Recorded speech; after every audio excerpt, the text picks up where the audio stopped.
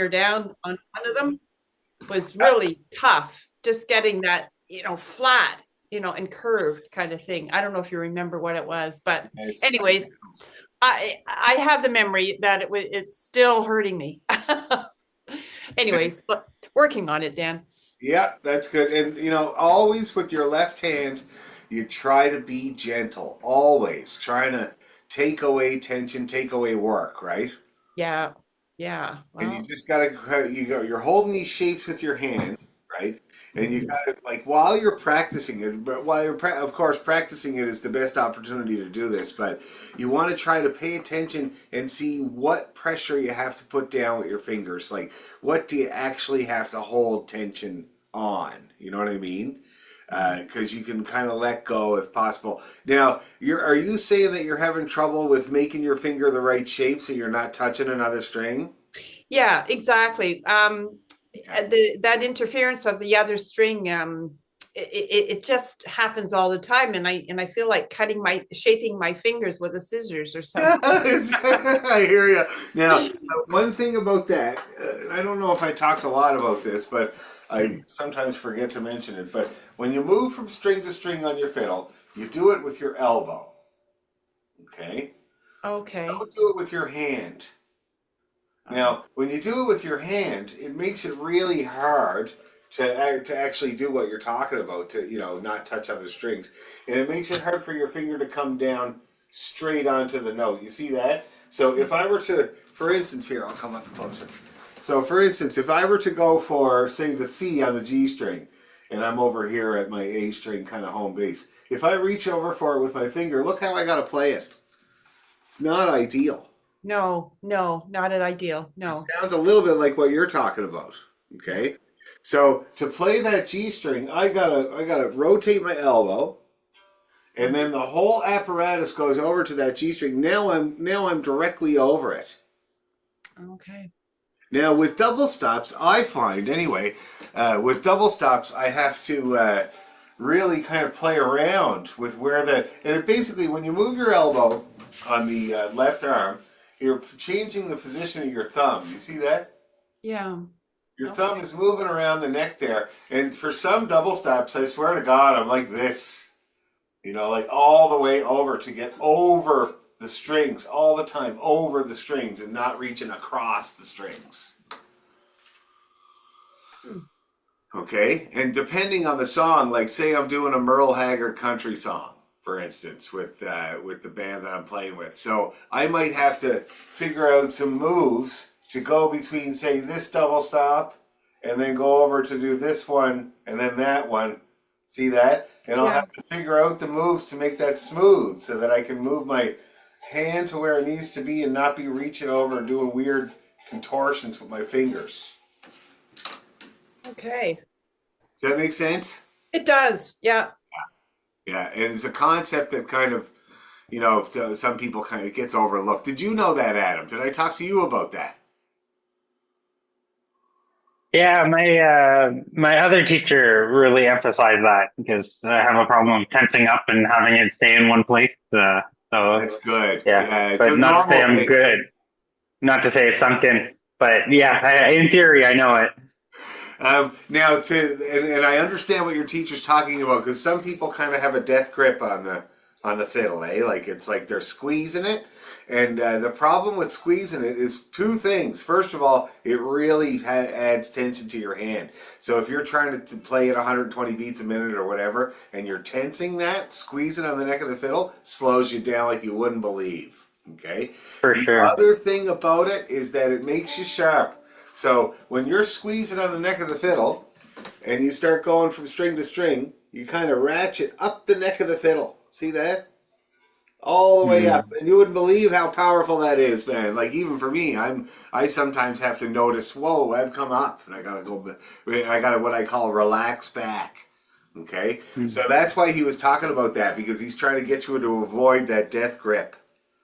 Now, it's for sure. interesting because once in a while, and it's fun to do this. Like it sounds horrible, but it's fun to do. I try to play with no thumb because you don't actually need your thumb to play. So watch this.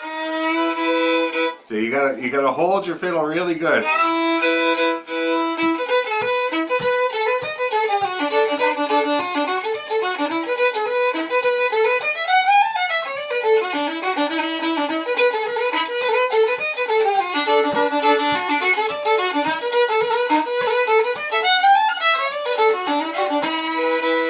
See that? So like it doesn't sound great, but you can do it. And the reason that I do that, I started doing it years ago, just here and there, and it's to remind my hand that it doesn't need to grip the fiddle.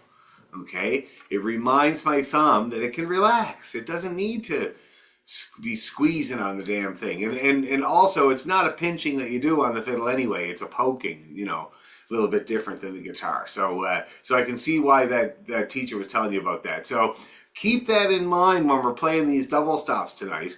See if you can be very loose on your left hand. And if you have your finger on the D string and you keep touching that A, battle it like that. See that? Which is a simple move. Okay. Anyway, let's start off by doing our. So we're doing the Maid Behind the Bar. That's in D major. So let's do a nice D major scale. We'll do it a couple times. Gonna make sure she's nice and in tune, and then we'll try some double stops in that key. I'm gonna put my tuner on too.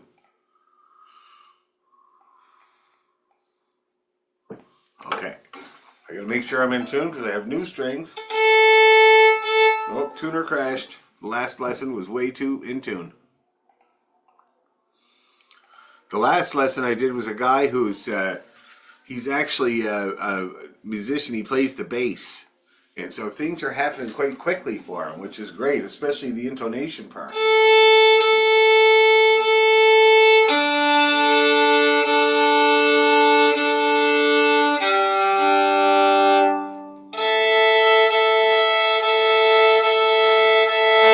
Okay, here we go. D major scale. We start on D. Go all the way up to A, all the way down to A.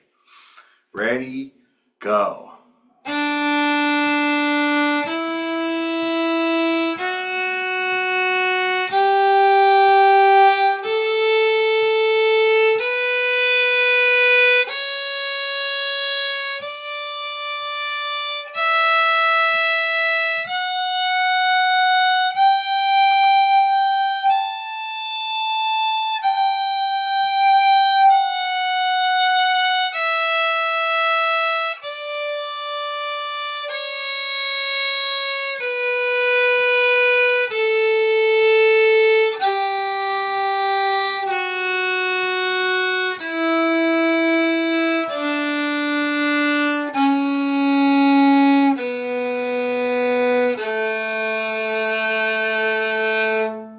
I did so good, and then I played the D on the A string, and it was sharp. Oh, God.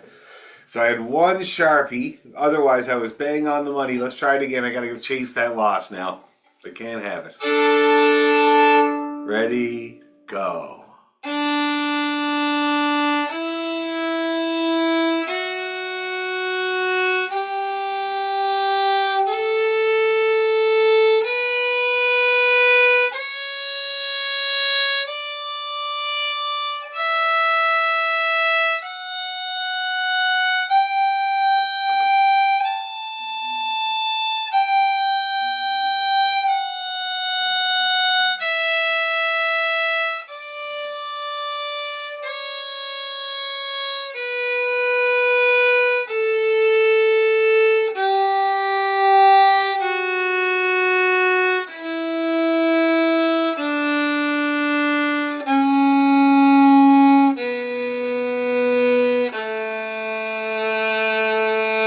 Oh, I bowled a perfect game that time. How did you guys do? Perfect? Now, one thing to pay attention to, and this is what I was going through with this bass player that I was working with today, because his ear is good. He knows about when it sounds like to be in tune and stuff already, and that's half the battle. So we were doing drop downs, practicing getting things right on the first try, okay? Getting the note right on the first try. So now, what I want you to do is, we're going to play it again, and I want you to try to pay attention to how many attempts for each note, okay? I want you to listen to yourself, and so you're playing your B and count how many times did I move to get in tune. And we're going to count the attempts at each note, okay? Hopefully it's 1. Sometimes it's 2. Sometimes it's 3, but hopefully not. So let's give it a try. And just try to pay attention. They're going to ask you about it. And I'm going to be really honest too, I promise. Here we go. Ready, 2, 3, go.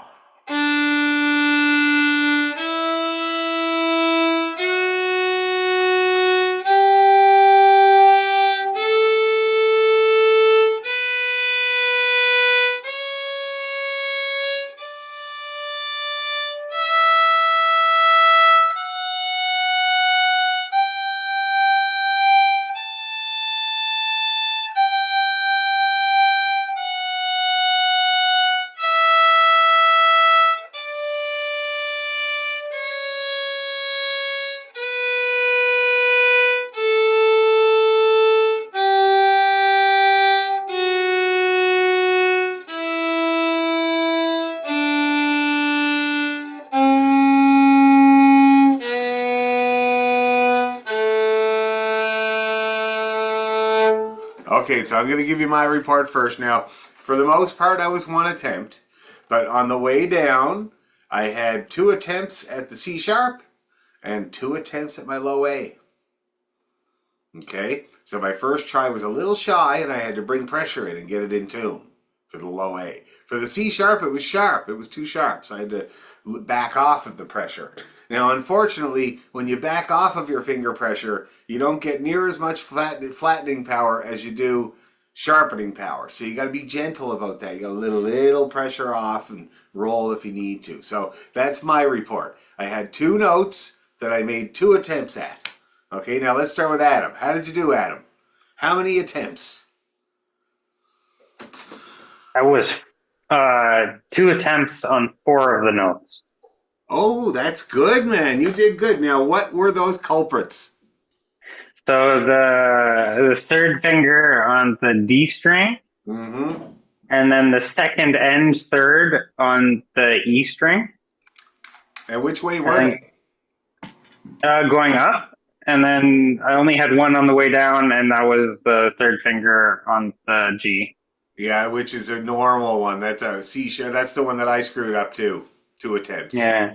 Okay, good. So pay attention to those, because now you know which ones to pay attention to when we're going to do it again. Now, how about you, Astrid? How many attempts and which notes? Give me your details. Well, I know coming down, possibly going up on the E, it was G, the G. Oh, yeah. I'm having tough time with that. And then on the G string, I had a tough time with the C sharp. Yeah, me too. I'm finding that I have to twist my arm a little too much than my arm wants to be twisted. But those are the ones that I know of, that I consciously said, oh, I have to make an effort. But yeah. I don't have a tuner that tells me that I'm squashing my fingers left or right. Is there, do you have I remember you said that there is an app or something that we could get. Now, what I use is Tunable without the E, so it's actually Tunable.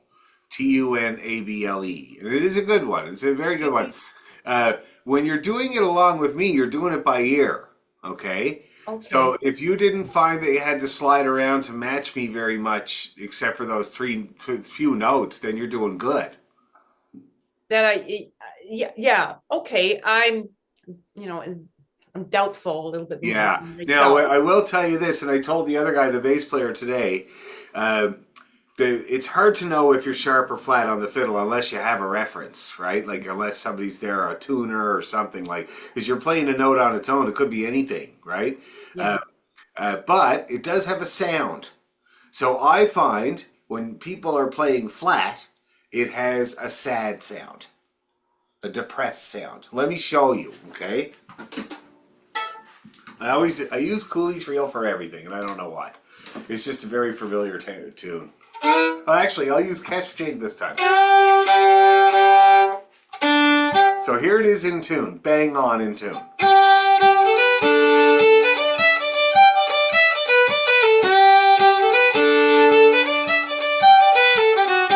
Okay, nice and cheery and ringy and nice.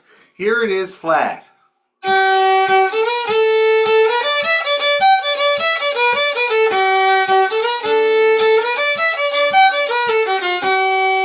You hear how that's just depressing? It just sounds so pathetic. That's what it is. It's a church hall on a Sunday after church with an old fella that can barely even breathe playing tunes, and hopefully everybody, you know, he's hoping everybody's going to get into it. That's what that is. Okay? Very depressing story. Here it is in tune again. Oh my God, it's like the sun coming out.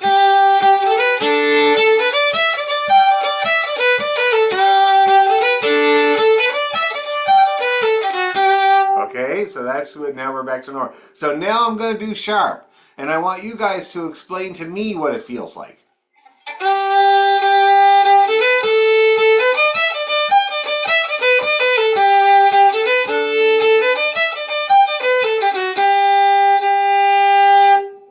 It's different, isn't it? Now I'll start with you, Adam. What do you think? What do you think is the difference there? What was different about that than the flatness? It's interesting. To me, it's harder to tell the difference between that and the normal and the flat and the normal. Like, I definitely see what you're saying with the kind of like depressed vibe that comes with it. Yeah. But it's almost Sharpness. maybe a little bit more squealy, like. Yes, that's good. Yeah, very good. That's what I find too. I find that sharpness actually hurts the ear. It sounds like a screechiness. You know what I mean? And it doesn't sound like a sad story. It just sounds like, please stop.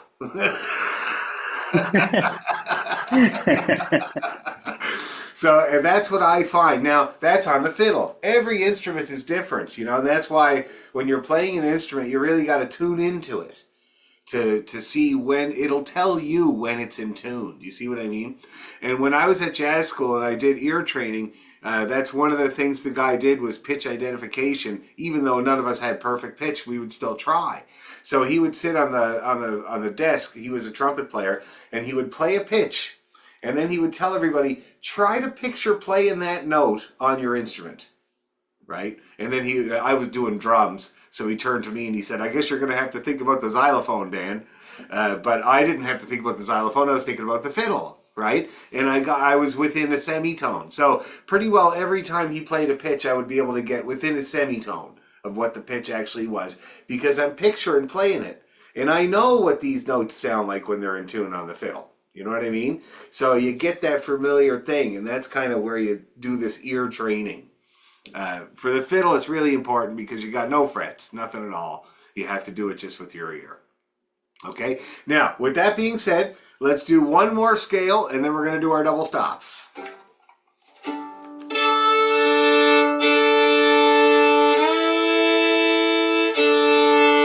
Okay, here we go. D major, ready, go.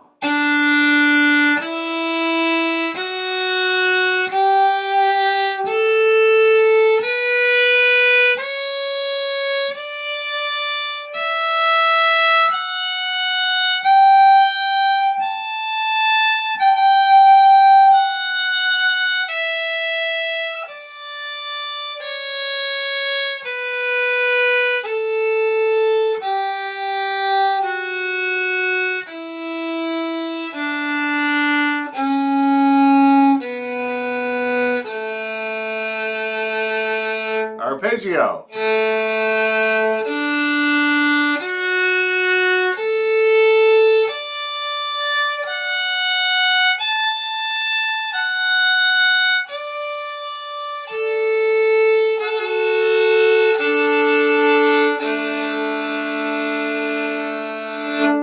Okay, now how are we feeling? Everybody in a very reasonably happy, not too sad, not too screechy mood? Okay, now the ones, the double stops we're doing in the key of D, let's start with a G1, the low A, and open D at the same time. Okay, let's start with that one. So let's do say this here bowing.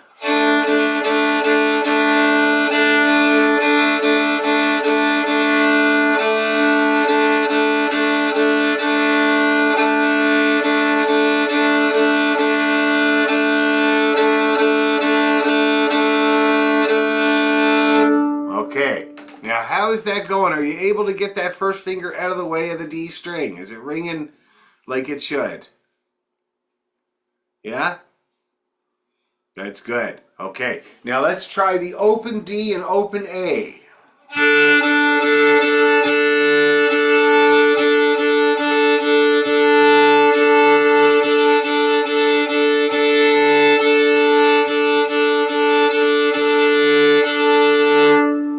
Now, even though they're open strings, they're still challenging, and you might find when you're doing the small bows, you might hear that pitch vary a little bit because of the weight of the bow, eh? And it's okay. You don't. It's nobody's perfect. You let that happen, but you don't want to go too far outside the lines of it. Okay, let's try it again. Open D, open A. Ready, go.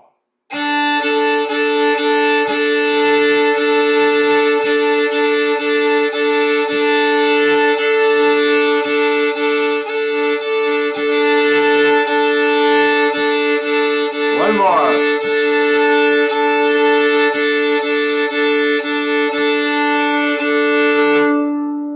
Oh, I got a good one there at the end. Is that feeling good?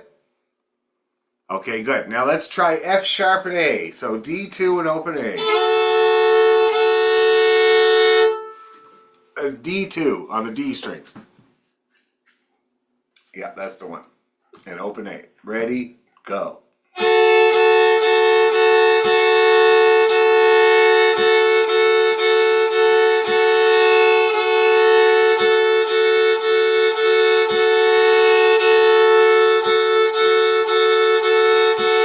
One more.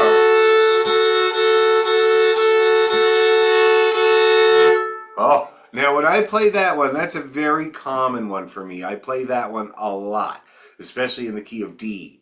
And when I get it in tune, it makes a third note in my inner ear, like somewhere in my skull. And it's always the same. So that even though I was kind of doing this with the bow, I'm trying to make that stay steady there. Okay? Now let's try the octave. A3 and open D. Oh, whoops. Okay, let's try that. Ready, go.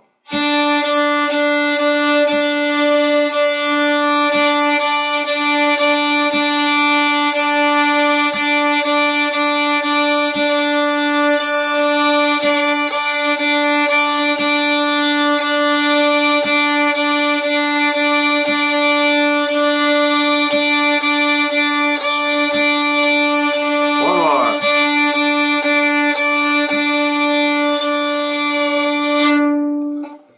Woo! It's a nice one. It's one of those intervals, though, I find that starts to sound weird after a while, the octave. Just like, it's like saying tattoo over and over and over again. It just starts to sound really weird. Okay, now let's try a challenging one. Let's try A3, E1. That's F sharp and D.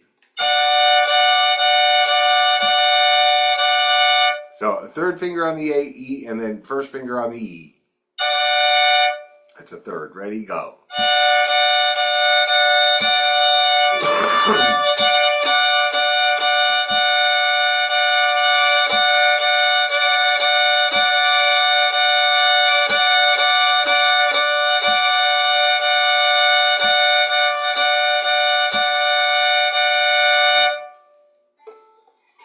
It's a nice one. Does that sound okay? Okay, now the last and most challenging one is the third, which is A3 and E3 at the same time.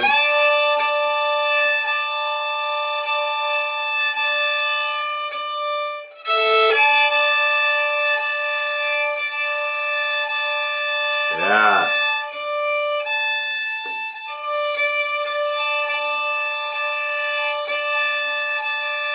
And you can go back and forth.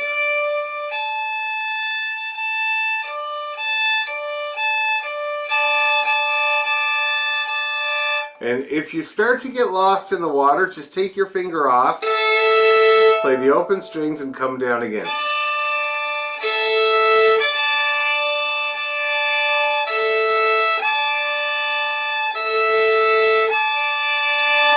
Okay, it's a hard one, so cut yourself some slack with that one. Now, how are we doing with all those double stops? Is there any questions or problems or things that you feel insecure about in your life? Let's do them all again. Low A and open D. And we'll do 4 patterns for each one. Ready? Go.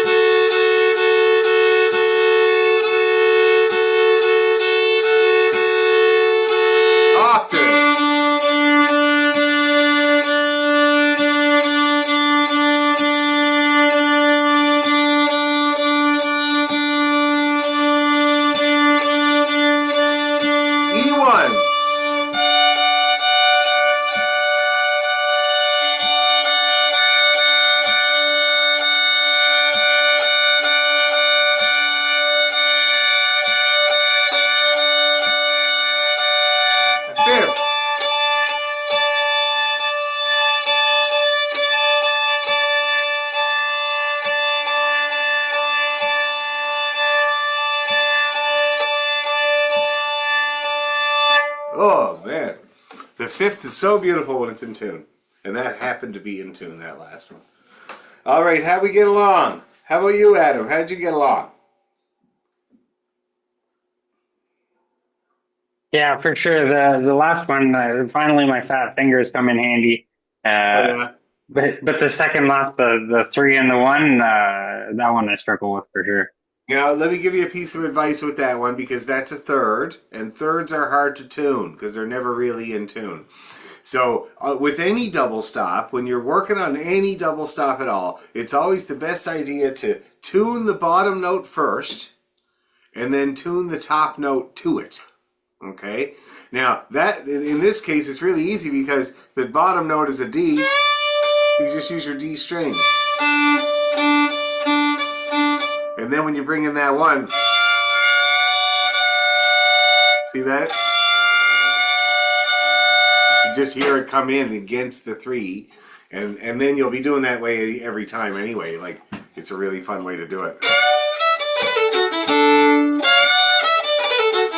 See that sliding? I slide into everything. I'm a baseball player over here.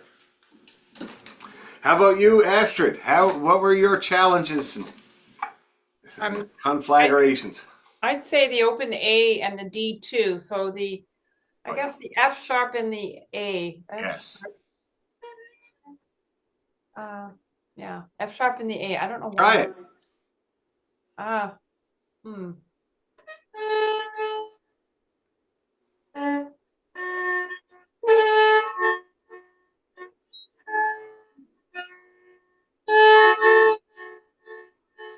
That's really good. That second one was really good. Now, the first one seemed like you were heaving on the bow a little bit too much. On the bow. Oh, I see. Okay. All right. And when you're doing double stops, you got to be really careful of that because the bow can flatten you a lot. So when you're digging in like that. So, and especially on the D and the A string, watch this. Hear that? Yeah, And when you're doing this pattern, it's susceptible to that because it's the heavy end of the bow. Okay. Oh. And then your second try though, you lightened up on the bow and it all came into tune. So I think your finger was in the right place. See what I mean? Okay. All right. Yeah. Fair enough. For all the double stops, always try to do it with as little weight as possible on the bow. A lot of them you don't need any at all. Okay? And if you do put weight, it's going to mess with your intonation. Now, how about you, Elaine? You've been doing this exercise for a while. How's it coming along? Yeah, it's coming. The one that I still have the difficulty with is the D and F on Yeah. the E string. Get Let me hear that. you do it.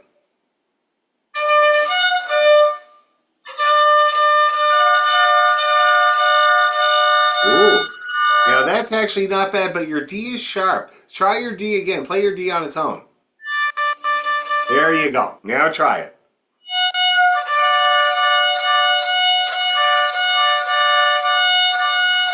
Up, There up. she is. So same thing I was saying to Adam. Tune the lower note first. Okay. And yeah, there you go. You see, and you got that D right in tune. Like, oh, that's good.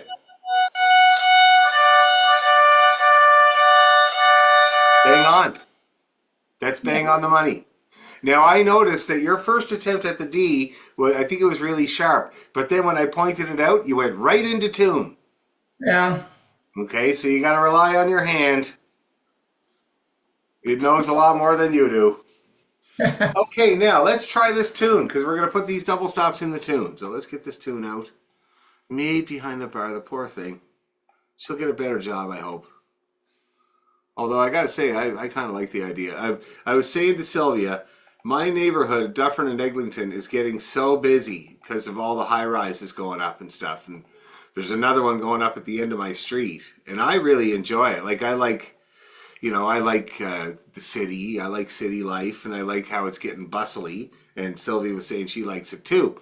And we're thinking maybe there will be a nice restaurant or something that pops up, because although we have nice places now, we don't have a good breakfast place, for instance, that we can walk to, and that would be just awesome. And then I said, I gotta say, I'm kind of tempted to open a pub because there's no pubs in this neighborhood. There's bars of different sort of ethnicity, but there's no pub to get a decent pint and perhaps have a tune on the Sunday afternoon or something like that.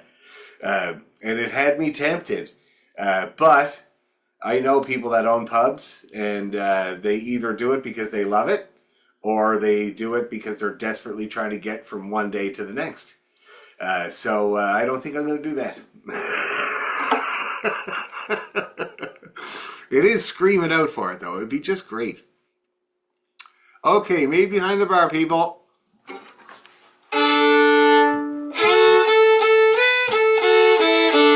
Everybody remember the plan? Basically, you're trying to play, when you're playing the D string, you're playing the A string with it. When you're playing the A string, you're playing the D string with it. So you're going to try to keep your bow on the two strings as much as possible. You can't do it the whole time, okay?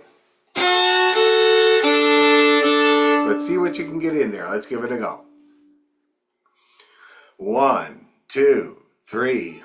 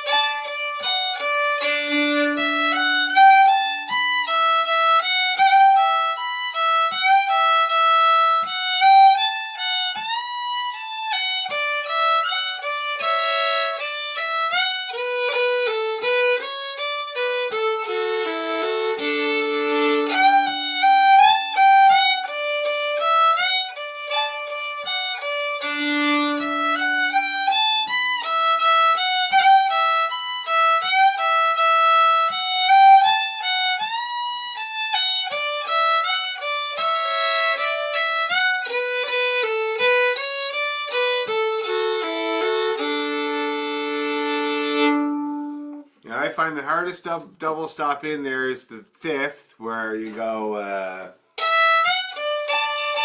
So that's what I do there. That's the hardest one to get in tune. But luckily, you only have to do it for like a split second. Now, how did we get along? Getting a few things in there? Yeah, no, working on it. Yeah, for sure. Which one do you find you're getting in the most? Well, the first one, I'm just starting to be able to incorporate it. Yeah, that's going to be the Yeah. one that comes in easiest, I would say. For sure. How about you, Astrid? How you getting along? Well, I'm in the beginning stages of putting it together. So I have to think. It's not coming naturally. So when I think, it slows me down. Oh yeah.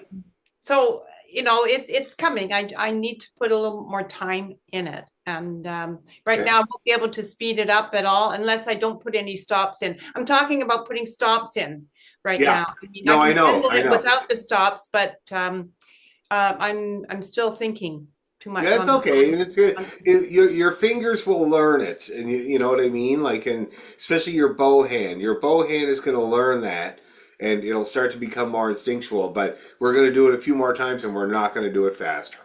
Okay. Yeah. How about you, Elaine? How you getting along with yours? Yeah, I can start out all right because I've written, as I get into the tune, then it gets more difficult to sort Oh of yeah. stay with the program. Okay, well, keep setting the goals, right? Keep like at least one of them as a goal that you're always going to try to do. And if you don't get the other ones, no big deal. Let's try it again. I got to tune up one more time. Sorry, guys. New strings.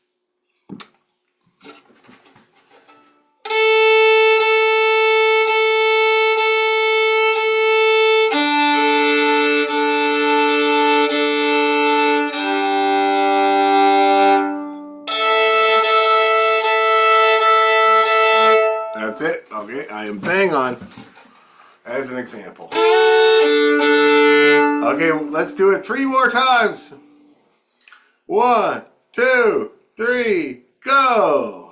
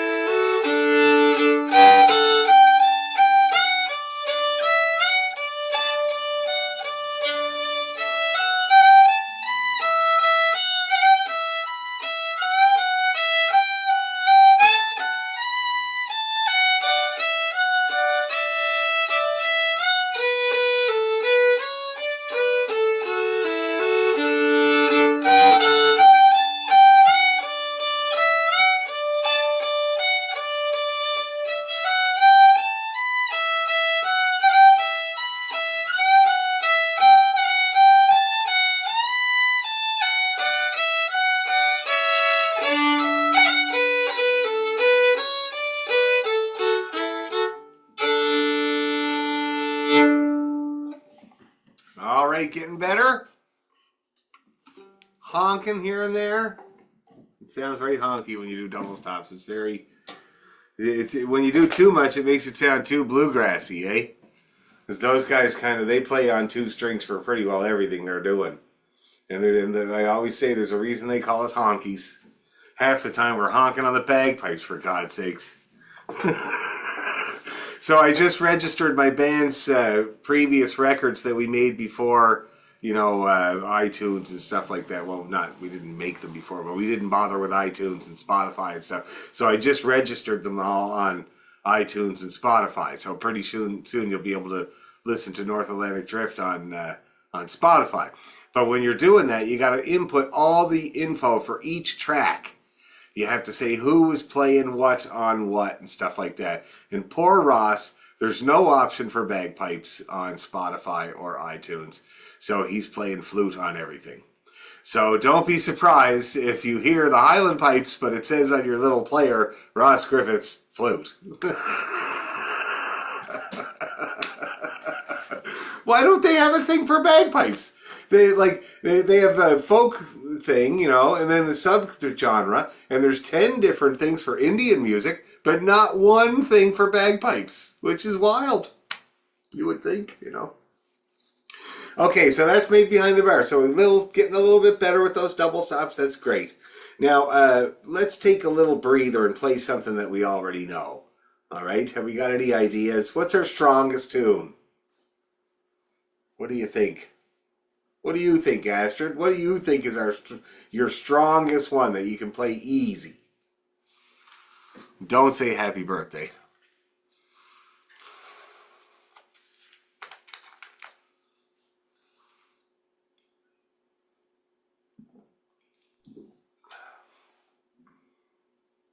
There's just the one that's called the Silver Spear, and I know we've been working on it. I know there's a whole bunch more, but it's easy accessible. Let's do it, because we can basically work on it exactly the same way as Made Behind the Bar, because it is in the key of D, and the first note in the Silver Spear is an F sharp, and I play it with the A.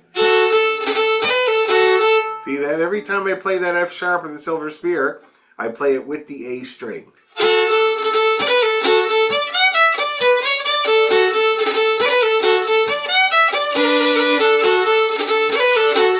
See that? Really good chance to practice that. So let's get out the Silver Spear and have a go at it.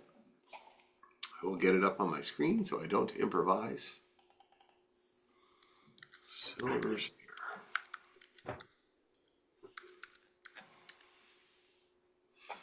I don't have any gigs this weekend.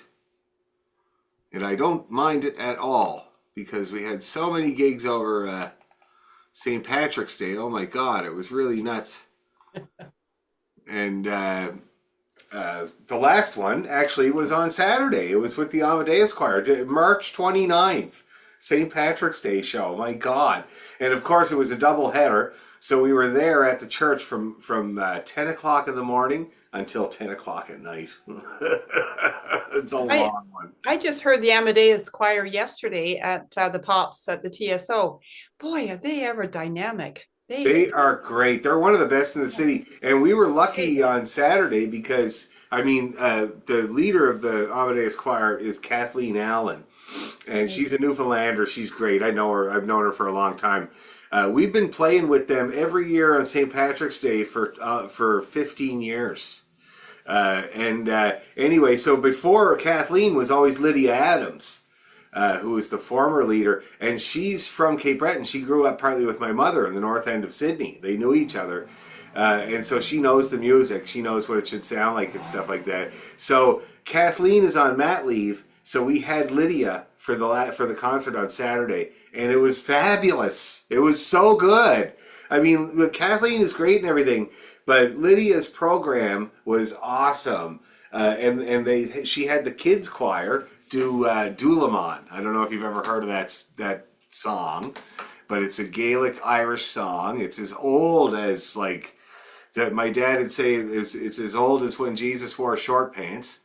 Uh, and it's a beautiful song. And I was and it's in Gaelic, so I was so jazzed that she chose that. You know what I mean? And she had a dancer, Rachel McKinnon from Sydney, a step dancer, and me and her did the King George IV set.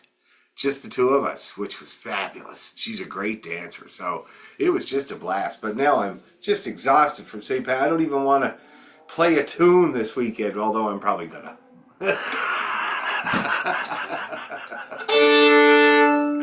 Okay, Silver Spear, not too fast.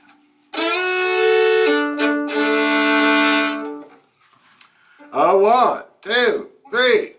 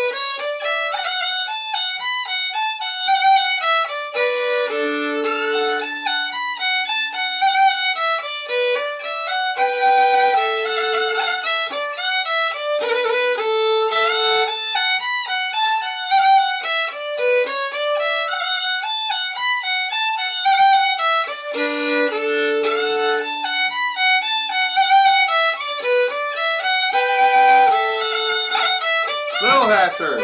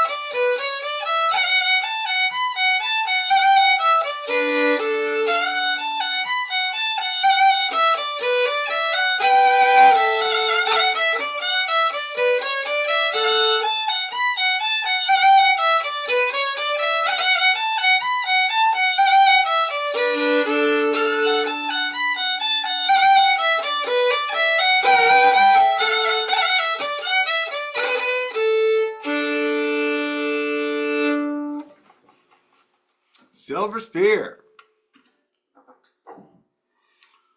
Okay, I was telling somebody I was watching this documentary about. I've always wondered about the Silver Spear, the title, the Silver Spear. It's one of the older tunes that we have, and I was wondering about it. And I was watching this documentary about the birth of metal and how for a while there they couldn't get in at the iron ore to get more out. Like they just didn't know how to mine. Like they got the stuff off the surface, but then they couldn't get deeper. And so they basically went to using silver for stuff because it was easier to melt. But it didn't hold a very good edge as a weapon. So I was thinking you were probably the unlucky guy if you ended up with the silver spear. Maybe that's why we have a tune about it now. I don't know, but it's kind of interesting. Anyway, now, before we go, I wanted to give you guys some ideas because my orchestra is doing we're going to try to do a medley of Neil Gow music. And so one of my orchestra members just sent me a list of some Neil and Nathaniel Gow tunes, and I had forgotten about them, and you'll probably remember them too there, Elaine. But Neil Gow's Farewell to Whiskey. You ever hear that one? Here, watch this.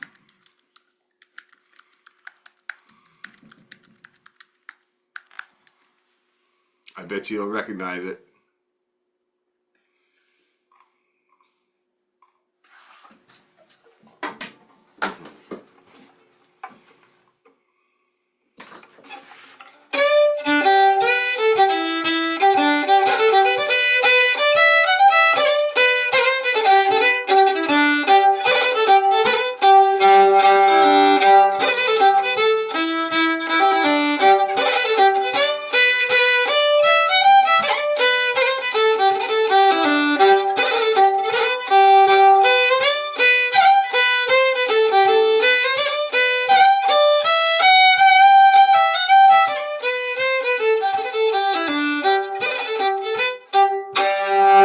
Isn't that a great tune?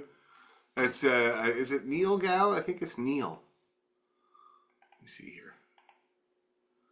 That's Neil Gow. Neil Gow's Farewell to Whiskey. Great tune. And another one, and I'm sure you guys seem to kind of recognize it, like it's a familiar sounding tune. Now here's another one that I'd like to look at.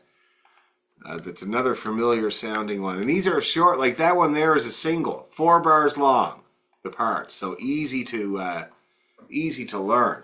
Now here's one here. It's called Dunkeld Bridge. No, that's not the one. That's not a familiar one. They're not all familiar. Oh yeah, Loch Earn. Have you ever heard of that one, Elaine? That's Nathaniel. Okay. Okay. You might recognize it. I recognized it right away.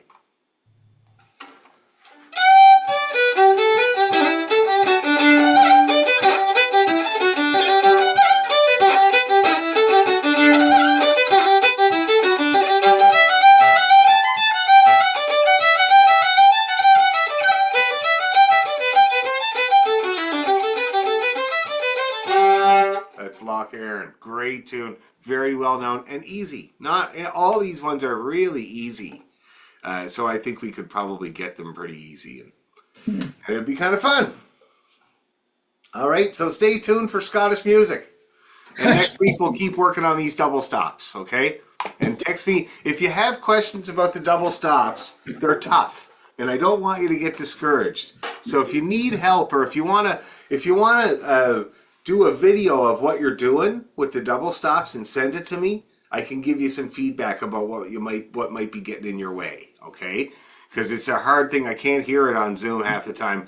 Zoom usually cuts out one of the 2 notes in a double stop for some reason. It thinks it's background noise. So you need to make a video for me. But if you do, I'll gladly take a look at it and tell you what's going on. Alrighty? Okay. Okay. See you guys. See you next week. Night. Bye.